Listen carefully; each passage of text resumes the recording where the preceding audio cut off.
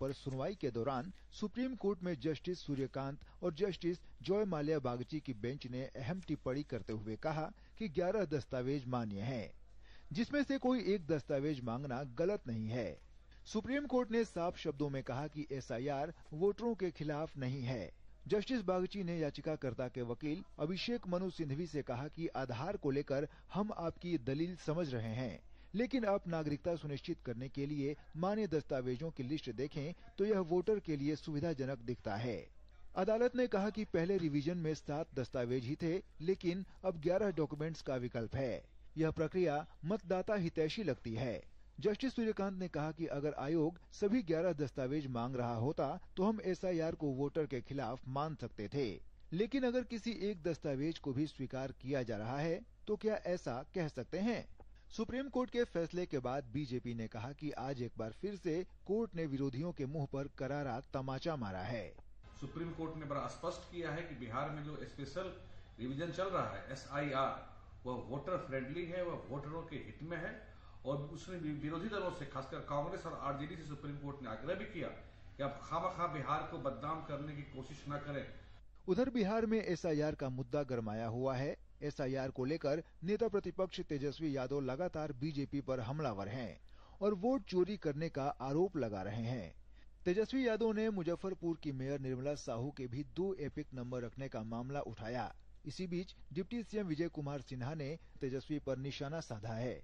उन्होंने तेजस्वी से माफी मांगने या नोटिस के लिए तैयार रहने की बात तक कह दी है।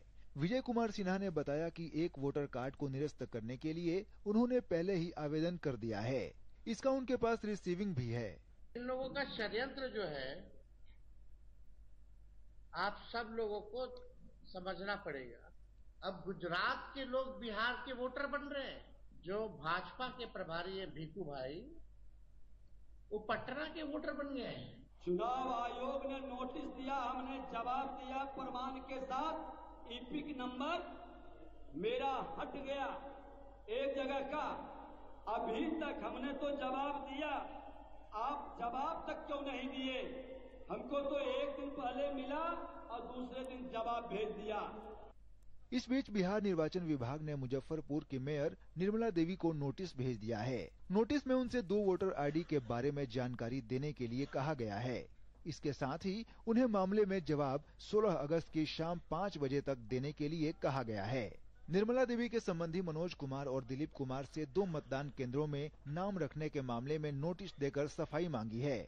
उधर चुनाव आयोग ने एसआईआर प्रक्रिया के बाद जारी ड्राफ्ट मतदाता सूची में नाम शामिल करने और अपात्र मतदाताओं को बाहर करने संबंधी 454 दावों और आपत्तियों का निपटारा कर दिया है। आयोग ने कहा है कि अब तक मतदाताओं से 17,665 दावे और आपत्तियां प्राप्त हुई। चुनाव आयोग ने बिहार में 1 अगस्त को ड्राफ्ट मतदाता सूची जारी की थी। हालांकि राजनीतिक दलों और उनके बीएलए को मसौदा मतदाता सूची में नाम दर्ज कराने या न होने के संबंध में अपनी शिकायतें दर्ज कराने के लिए 1 महीने का समय दिया है। ड्राफ्ट मतदाता सूची जारी हुए 12 दिन बीत जाने के बावजूद किसी भी राजनीतिक दल ने कोई शिकायत दर्ज नहीं कराई है।